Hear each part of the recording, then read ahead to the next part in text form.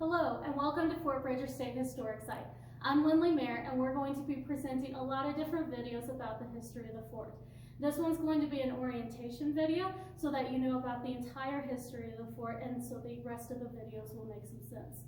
So we're going to concentrate on two important aspects of the fort and why we were so important. One is going to be all the different groups that was here at the fort. And the other is going to be all the different trails that came through the fort.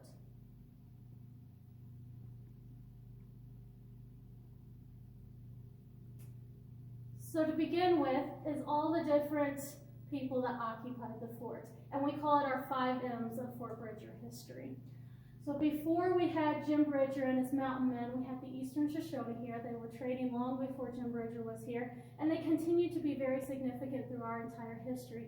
Through to today, whenever we still commemorate the treaty that was signed here in 1868, it established the Wind River Reservation for the Eastern Shoshone and Fort Hall for the Shoshone Bannocks. So to begin with, our first M is going to be our mountain men. So we have Jim Bridger here and Louis Vasquez.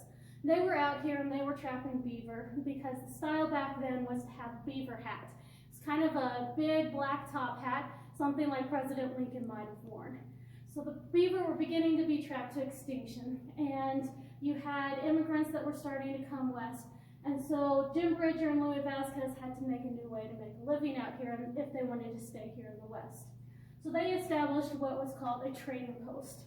It was along all the different trails, and the immigrants were able to stop here, kind of like a gas station of today. They could resupply and they could get their wagons fixed and then head on their way again.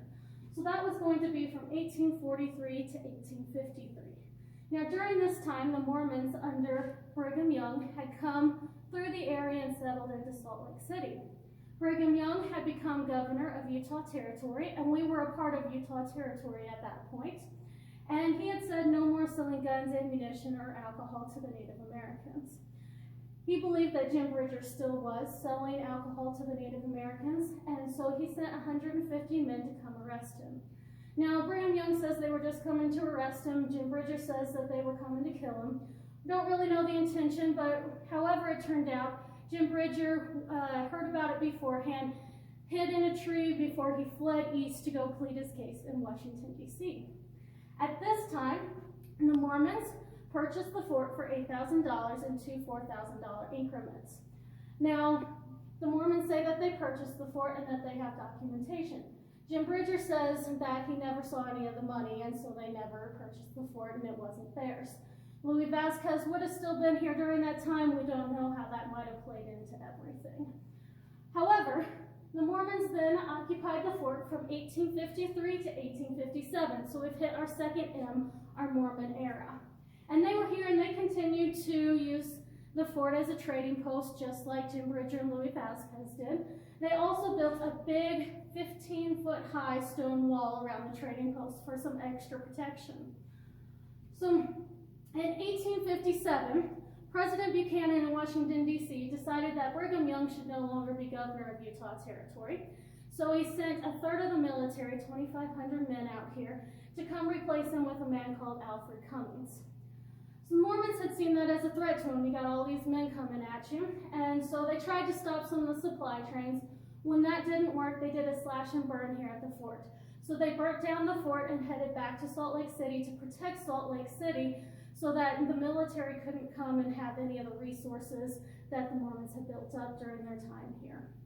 So the military get out here in 1857, so we're heading into our third M, our military era here. They come out here in 1857. There's way too much snow to be able to follow the Mormons in through all the canyons to get into Salt Lake City. So they have to camp here at what they called Camp Scott, and it was a really rough winter for them.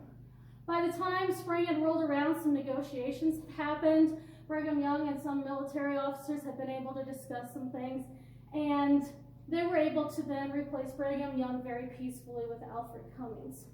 So at that point in time, the military declared this to be a military frontier fort, and we became a military fort at that point in time. So you had Alfred Johnston, who led the military out here the first time. We also have Judge Carter. He was the sutler or the post trader here, so he was a civilian that sold goods here at the military fort. And we have Chief Washakie, the chief of the Eastern Shoshone tribal nation. So they were going to be here for the longest amount of time, from 1857 to 1890. You know what happened in 1890? Something that you may have learned? That's right. So in 1890, Wyoming became a state. And so they decided that they no longer needed that military presence out here. So they abandoned Fort Bridger and went back east. At that time, Fort Bridger had all of its buildings sold in auction, and regular homesteaders were able to purchase them. The wooden buildings were usually taken off site and used for another purpose.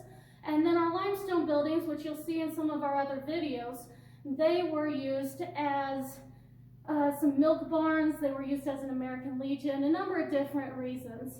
This building that we're in right now was an infantry barracks for the military and then became a milk barn. So they would have milk cows in right where we're standing. So we hit our fourth M, our milk barn and our motel era. We call this Bessie here. We just came up with a name for him, but it's kind of fun, we think. But the Lincoln Highway, it was the first transcontinental road. It came through the area. It went from New York to California and came right through where we're at here. So those are going to be those, that big blue building there and those orange cabins that they had, used just like a motel like we use today. So that lasted until the 1930s. In 1933, we became a historic site, and so we've hit our fifth M, our museum era, and we hope that it remains this for a very long time so we can continue to show history and help you see what life was like back in the 1800s. Now we'll discuss the second reason why Fort Bridger was so important, and that's going to be all the trails that came through here. So this map shows just one side of Lyman and goes as if you were going towards Evanston here. So it's just going to show right where it came through our local area. So if you look close, you'll be able to see a dot that's split up like Fort Bridger. That's right where we're standing right now. And then take a look and see which ones came through Fort Bridger and if there was any that did not come through Fort Bridger. Okay? So we're going to start out with the Mormon Pioneer Trail. We had the Oregon Trail. We were the lowest point on the Oregon Trail. They came specifically for the resources and then headed back north. Had the Cherokee Trail. So the Cherokee came on that trail and then got onto the California Trail for the 49 Gold Rush. We have the Overland Trail, which was going to be your horse and your buggies.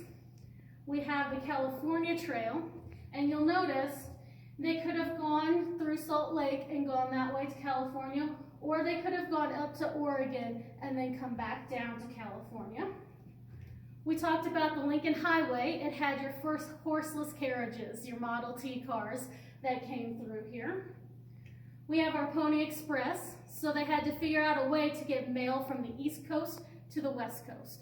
And so you had men riding horse from Missouri all the way to California going as fast as they could. And then you had your Transcontinental Railroad. Notice it's the only one that did not come through Fort Bridger. That's because they couldn't come through the military reservation. So Judge Carter, who was the post trader, kind of had the grocery store here.